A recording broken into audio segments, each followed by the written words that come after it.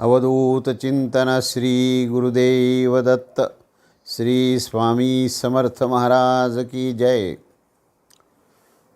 सर्व स्वामी भक्तांना स्वामींचे अखंड आशीर्वाद मिळो, स्वामींची अखंड कृपा असू द्यावी।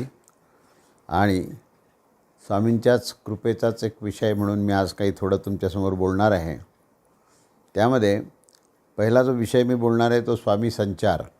स्वामी संचार म्हणजे नेमकं काय आहे, तो कसा होतो, तो कधी होतो, किती वेळ होतो, या असे संदर्भ घेऊन मी तुम्हाला सांगणार आहे की स्वामी संचार हा गुरुतत्वाच्या आविष्काराची एक ध्यान अवस्था आहे। या अवस्थेमध्ये हे वैश्विक चेतनेचा संबंध हा आपला येतो आणि हा संबंध प्रस्थापित हा सहजतेने होतो। अगदी कुठल्याही प्रकारचा त्या ठिकाणी प्रयास नसतो। अशा या चेतना अवस्थेमध्ये, वैश्विक चेतना अवस्थेमध्ये जीवभाव, अहमभाव आणि देहभाव हा सर्वथा नष्ट होतो आणि प्रत्यक्ष ह्या ठिकाणी स्वामींचाच अंतर्भाव होतो आणि तो अंतर्भाव होऊन त्यांचाच तो आविष्कार या देहातून व्हायला लागतो। त्यानंतर मात्र व्यक्तिगत स्तरावरील जी जाणीव, नेणीव, स्वप्न अशा या ज्या तीन अवस्था असतात, या तीनही अवस्था नष्ट होऊन त्या ठिकाणी केवळ सद्गुरूंचंच ह्या देहावर नियंत्रण होतं आणि ते नियंत्रण होऊन प्रत्यक्ष सद्गुरूस म्हणजे स्वामी समर्थच हे देहातून प्रबोधन करत असतात आणि हेच ते स्वामी संचार प्रबोधनाचं रहस्य आहे। तेव्हा हा स्वामी संचारची जी अवस्था आहे ती दररोज संध्याकाळी 6 ते 6:30 अशी अर्ध्या तासाची ही अवस्था आहे आणि ते जे प्रबोधन होतं ते प्रबोधन हे हिंदी भाषेमधून होत असतं।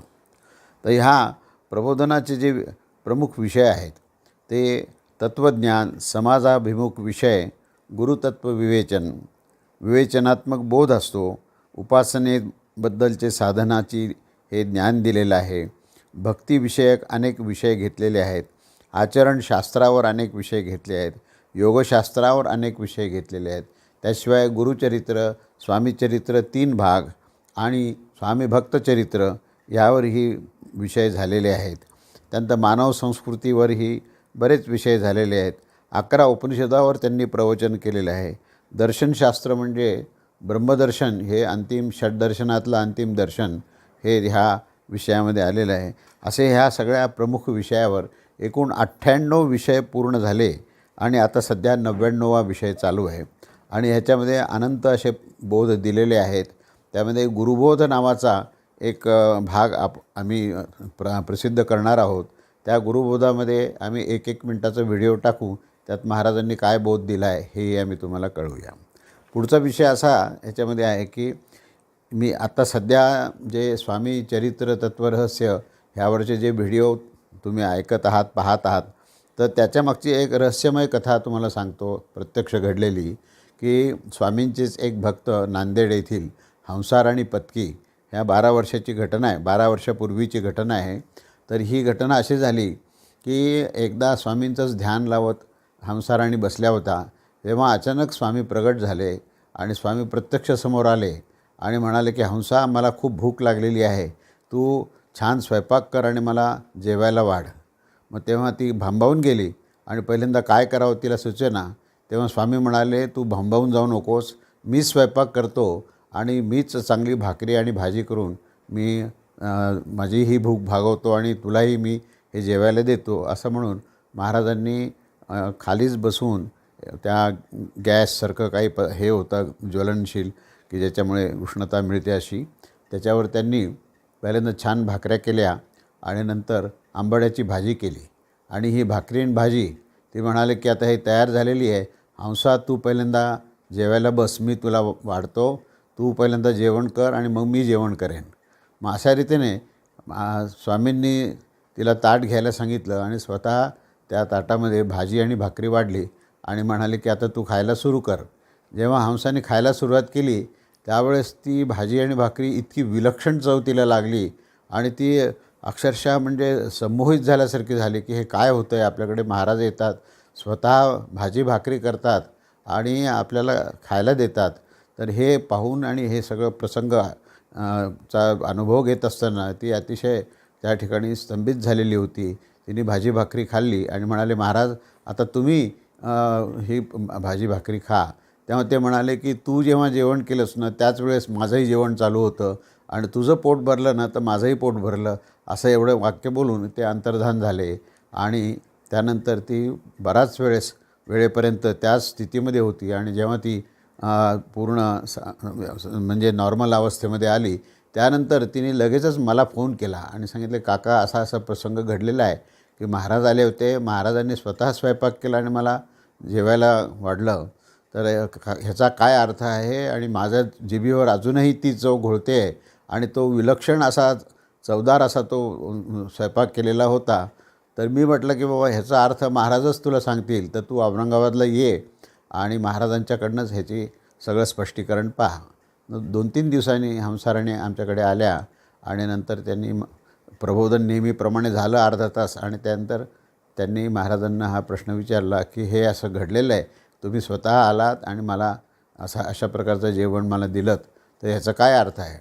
तेव्हा महाराज हसले आणि म्हणाले की हे बघ, श्री स्वामी चरित्र तत्वरहस्य हे 60 प्रबोधनं आत्ताच माझ्या मुखातून पूर्ण झालेले आहेत, तर त्याचं पूर्ण तू श्रवण कर आणि प्रत्येक प्रबोधनाचं तू मराठीमध्ये भाषांतर कर आणि असे 60 भाषांतराचं एक स्वतंत्र पुस्तक तू तयार कर, ज्याचं नाव असेल श्री स्वामी चरित्र तत्वरहस्य.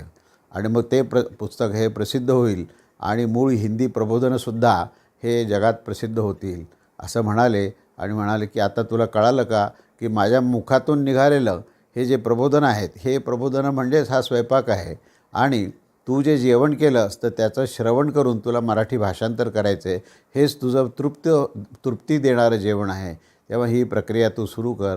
आणि त्याच्यानंतर जवळजवळ 2 महिन्यापर्यंत तिने मूळ हिंदी प्रबोधन ऐकले, ते हिंदीमध्ये लिहून काढले आणि पुढे मराठी भाषांतरित केले. आणि भाषांतरित केलेलं एक ग्रंथ जो आहे तो श्री स्वामी चरित्र तत्वरहस्य असा मराठी ग्रंथ आपण प्रसिद्ध केला आहे, तो आमच्याकडे उपलब्ध आहे. ज्यांना हा मराठी ग्रंथ वाचायचा असेल, अध्ययन करायचं असेल, तर त्यांनी मला संपर्क करावा.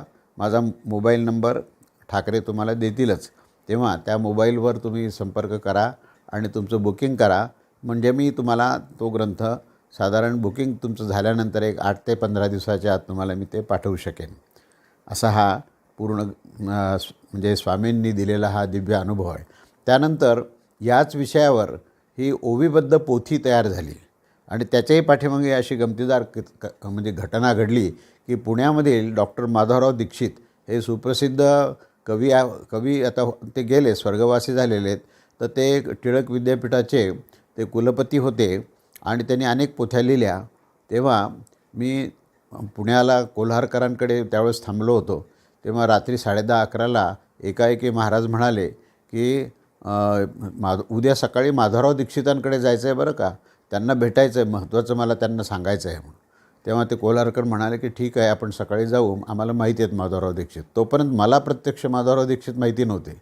सकाळी आम्ही त्यांच्या घरी गेलो तेव्हा त्यांना महाराजांनी आधीच स्वप्नदृष्टांत देऊन सांगितलं की सकाळी येणार आहेत काका आणि ते तुला काय आदेश देणार आहेत ते मी आत्ताच सांगतो की श्री स्वामी चरित्र तत्वरहस्य हा जो ग्रंथ आहे मराठीत लिहिलेला आणि हिंदीमध्ये लिहिलेलं ध्वनिमुद्रण, हे दोन्ही तुला ते देतील आणि त्याच्यावरून तुला ओवीबद्ध पोथी तयार करायची आहे. तेव्हा मी जसं त्यांच्या घराच्या जवळ गेलो तसं ते म्हणाले की लाटकर महाराज या, मी तुमचीच प्रतीक्षा पाहतो आहे, स्वामींनी मला आज्ञा दिलेली आहे. असं ऐकल्यानंतर मला एक फार आश्चर्य वाटलं. त्यांनी अगदी स्वागताची तयारी केली, मला आसन दिलं बसायला आणि त्याच्यानंतर मग मी हे सगळं त्यांना सांगितलं की असं. ते म्हणाले मला पूर्ण कळालेलं आहे, मला तुम्ही ती CD द्या त्याची ध्वनिमुद्रण केलेली आणि त्याचं मराठी पुस्तक द्या, मी ओवीबद्ध हा ग्रंथ करेन. आणि मग मी त्यांना ते दिलं. मग ते म्हणाले मी साईबाबांचाही भक्त आहे आणि स्वामींचाही भक्त आहे. तेव्हा मी त्यांना, त्यावेळेस हा स्मार्टफोन नव्हता, तर तो जुना फोन जो आहे त्याचा मी फोटो काढला त्यांचा बसलेले असताना आणि घरी जाऊन मी जेव्हा तो पाहिला तर तो साईबाबांचा फोटो निघाला. इतके ते साईमय झालेले होते, साई भक्त होते आणि स्वामीमयसुद्धा होते. नंतर जेव्हा त्यांनी जे लिहायला सुरू केलं त्यावेळेस तो वेग इतका होता की ते स्वतः लिहित आहेत हा तर त्यांना कधीच वाटलं नाही, पण लिहिताना त्यांची जी पेन होती ती इतक्या वेगाने लिहिल्या जायची की त्यांचा हातसुद्धा त्या पेनवर नियंत्रण करू शकत नसायचा आणि ती पेन जी आहे ती हातातून पुढे पडल्या जायची. तर ते हस्तलिखित माझ्याकडे आहे आणि प्रत्येक पान संपल्यानंतर ती जी अशी एक लांब रेघ आहे आणि ती रेघ अशी दिसते की त्यांच्या हातून ती पेन खाली पडलेली आहे आणि ती पोथी त्यांच्या हातून कळत नकळतपणे ही केवळ 30 दिवसामध्ये झाली. तर ती स्वामी प्रगट दिन पोथी म्हणून आम्ही प्रसिद्ध केलेली आहे.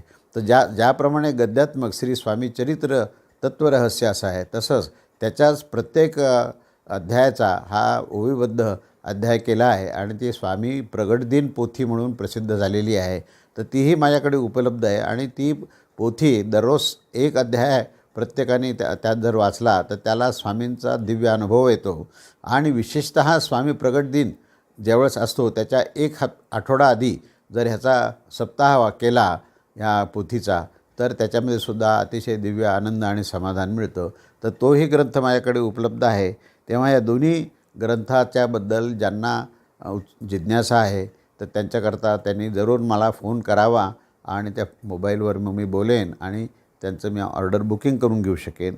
तर असा हा दिव्य अनुभव हा स्वामी चरित्र तत्वरहस्य ग्रंथ लिहिण्याच्या आधीचा आलेला आहे. तर तो तुम्हा सर्व भक्तांबरोबर मला शेअर करण्याची इच्छा झाली आणि म्हणून मी हे सर्व निवेदन करत आहे. अवधूत चिंतन श्री गुरुदेव दत्त. श्री स्वामी समर्थ महाराज की जय.